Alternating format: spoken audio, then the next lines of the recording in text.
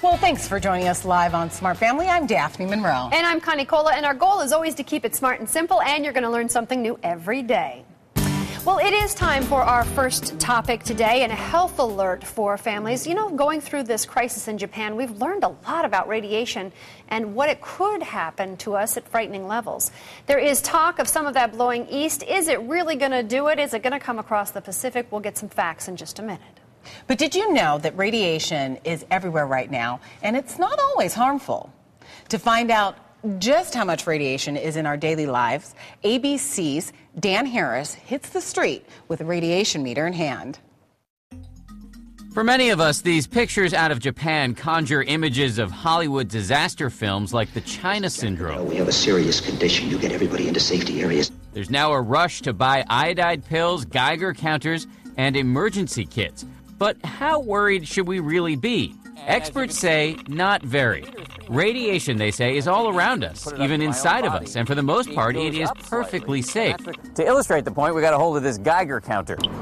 And as you can see, even right here in New York City, in the middle of Central Park, there is always a background level of radiation. Check this out. We're at a food stand, and we're going to put the Geiger counter on some bananas, which contain potassium, which you need to live, but also is radioactive. And you can see the Geiger counter goes up just a little bit. And here's where the Geiger counter really moved, when we went to Grand Central Station with Professor Eric Hall, a nuclear researcher from Columbia University. Why? Because this place was built with granite and marble, both of which are radioactive. Tens of thousands of people walk through that hall every day. That's right. Are they at risk of getting sick because of the radioactivity around them? No. The doses are very, very small. Another everyday activity that exposes us to radiation? Air travel. ABC's Abby Boudreau flew from L.A. to Denver to show us how much. We're just about to take off on our flight, and I turn the device on, and it's going back and forth between 0.01 and 0.02. We're about an hour and a half into the flight, and we're flying at about 40,000 feet, and it's time to check the meter. Why more radioactivity up here? Because when you fly, you are closer to the radiation of outer space. Every year, just walking around the planet, each of us is exposed to about 3.5 millisieverts, that's the term they use, of radiation. That's about 67 chest x-rays, or the same as 134 cross-country plane trips. In order to get radiation sickness, you need to be exposed to 1,000 millisieverts at once. And for most people, a fatal dose is about 5 times that. But what if there was a full meltdown? Wouldn't that reach us here in the United States? If any radiation were to make it here, it would be, nearly background levels and nothing for people on the West Coast or anywhere else in the United States to be concerned about. So for now, experts don't seem to be overly concerned about radiation exposure here in the U.S. But what about you? We asked you on our Smart Family 15 Facebook page if you're worried about radiation here in Arizona. And Joya Torrey says she's not worried at all. She's actually more worried about our air quality. Yes, and Heather Lovin says she really isn't concerned about radiation either. She's more worried about the allergy effects. She says it has her hiding in the house and catching up on some needed cleaning. Way to be productive, Heather. And Nathan Ashlock says he's not worried at all. We want to know what you think. So you can join in on our conversation at facebook.com/smartfamily15. So log in and let's chat. Connie? All right, well, let's find out a little bit more about whether we should be worried at this hour and what to expect from the situation in the coming days. And joining us now is Kenneth Mossman. He's an ASU professor of health physics and an international expert in radiation health and safety. Nice to have you with us. Thanks for being here. Thank you.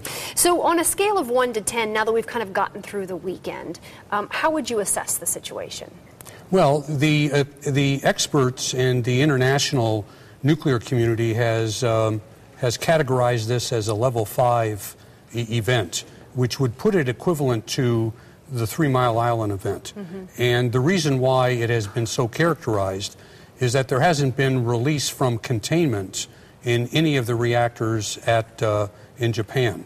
This is quite different than Chernobyl, which is categorized as a level 7 event, where there was no containment and massive releases of radioactive material. Big things have happened over the weekend, I think, to kind of calm fears, and some of that is trying to get power restored to those spent fuel rod cooling tanks. How are we doing on that? Well, I think it's going along nicely. They're still experiencing some difficulty, but there's every reason to believe that they're going to be able to resolve the problems.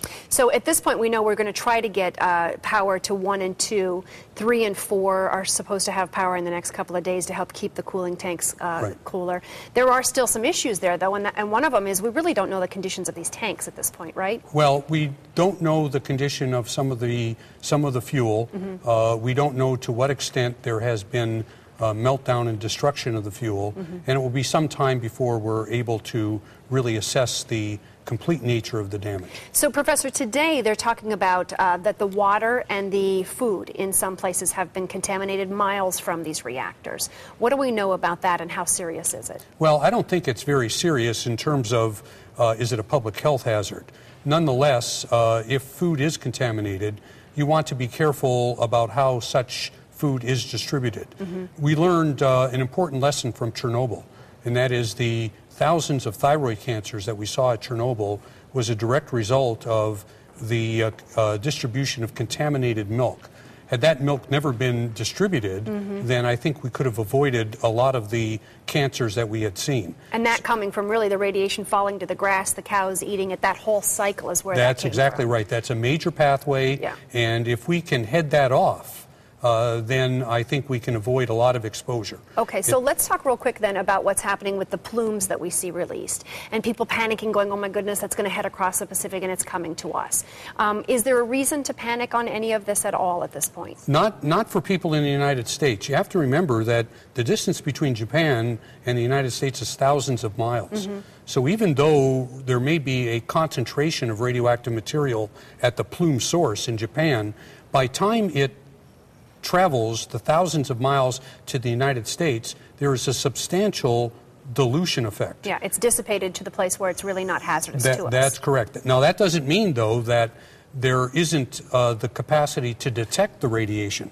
We have very sensitive detectors, and we'll be able to detect very small quantities of radiation, but people need to be careful not to associate measuring small quantities of radiation with the lack of a public health effect. So those monitors are up and down the West Coast. Yes. We're watching all of that. Yes, we are. As we just saw from that piece, we're getting radiation every day. Yes. And so these Geiger counters are going to throw things off for you and give you readings that you probably don't understand. That's correct. Let's clear up something that a lot of people also don't understand, which is the iodide. Are people supposed to be taking iodine? They should not. The only reason you would take potassium iodide is to block the uptake of radioactive iodine. So we would assume that there is an exposure to iodine. There is no evidence to suggest that that's the case. And it can actually cause more harm at this point. It can cause harm. There are some people who may experience allergic reactions. Other people may experience gastrointestinal distress. There may be nausea and vomiting. And that's an unfortunate outcome for doing something for which there is no benefit. So let's go back overseas for the last question then. So what happens here that we're watching that would be a cause of alarm for us? Anything at this point? Well, in terms of a public health outcome, no, I don't believe so. Even if all of the reactors lost containment, we are such a distance from the Japanese event that there is no concern for people in the United States. What's important, however, is that the United States is now taking a systematic review of its safety of nuclear power plants, reviewing the status of reactors to be sure that our safety standards are properly met. With Palo Verde right around the corner, that's good to know. That's right, and it's a safe reactor. All right. Thank you so much. It's nice to have you with us. Thank you. ASU Professor Ken Mossman with us this afternoon. Well, we've linked the information on our Smart Family website. Just go to abc15.com. Find us under the Lifestyle section at the top of the page. Daphne.